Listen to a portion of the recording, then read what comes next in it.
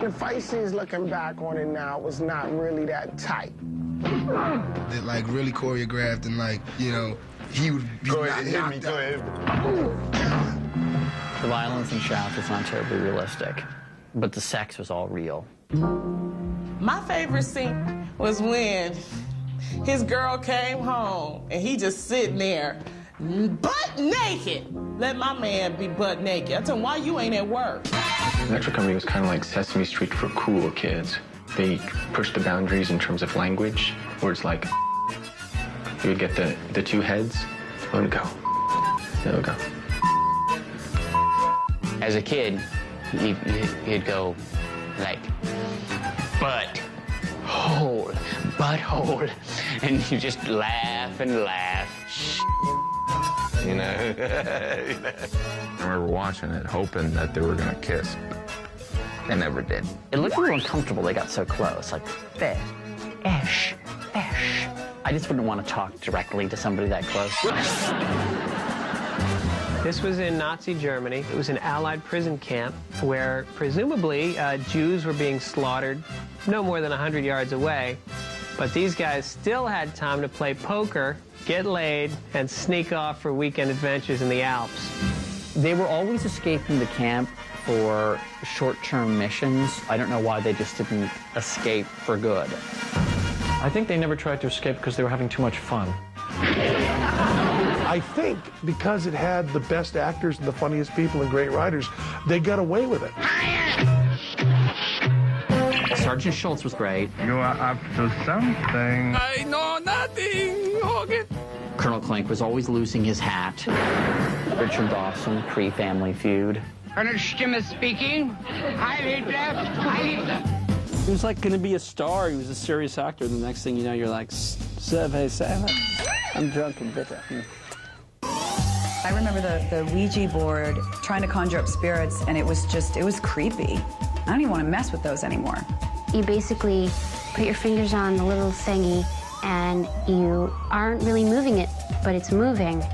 And you're supposed to call back the spirits of the dead. I like that there was a character named Meathead. I mean, that's just built-in comedy right there. Keep away from me, Meathead. Keep away. Shut up, you meathead. You're free to say anything you want, but if anyone disagrees with you, they're either thrown into jail or called a meathead, right? That's right, because this is America, the land that I love. If there was a weak link in that cast, I think you'd have to say Gloria may have been it. No offense to Sally. Sally Struthers, before she started eating in front of impoverished, children. These children have nothing to eat.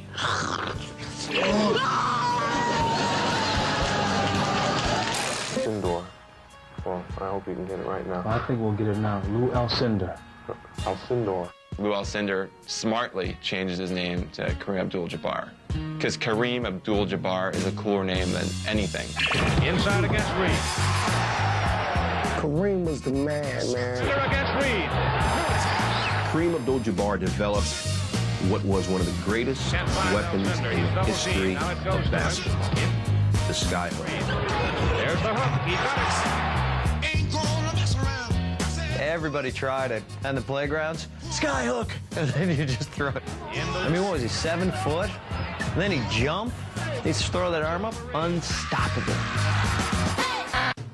Operation is really a game of the past. With all the liability issues that doctors face, you simply could not afford to risk taking out someone's Charlie horse or to go anywhere near either of their funny bones. Here goes his funny bone. And butterflies in the stomach, that's something that can be treated with radiation now. Next on I Love 1971. But first, remember this? H&R Puff and stuff, the whole Sid and Marty Krofft creations, twisted sort of Alice in Wonderland, drug-induced little play pals. Puffin stuff. Puffing stuff. And they made a show about a boy who had a flute that talked to him. Oh, my, Jimmy, let's get out of here. It was spirited away by a witch to a fantasy world so that she could have the flute, which she could never have. I want that golden flute, and I'll get it. I don't know why the witch is chasing me. I don't have anything she could possibly want. Oh, it's not you she wants, Jimmy. It's me. Well, except for the only golden talking flute encrusted with diamonds. Oh, why couldn't I have been just a plain, ordinary wooden flute? I'm afraid Freddie is right. The witch wants him. The mayor was a dinosaur with a southern accent, okay? Well, howdy. He's just a strange orange and green dragon/cowboy with strange little white boots and a horrible, gigantic head. Well, I'll be hornswoggled. There was no plot. One of the houses sneezed. Everything talked. Candles talked, your head talked, your shoes talked. It was great. Like groovy. Willy Wonka was fly. Come on, he had the candy. Everybody liked him. And now details on the sudden announcement that has captured the attention of the entire world. Willy Wonka is a chocolatier who has a worldwide contest, and 5 people will be selected who will get to go visit his chocolate factory. Wonkamania has descended upon the globe. You know, those kids were not good kids. Uh-oh, this is sounding really bad. It's a movie that's basically advocating killing children. This is Mike TV. Well, you're dead. He got zapped into the television and became small, and I was like, that is frightening. I'm famous. I'm a TV star. You call that unharmed? I wouldn't do that. I love the part where that girl turned into the blueberry. It happens every time. They all become blueberries. Help! Oh.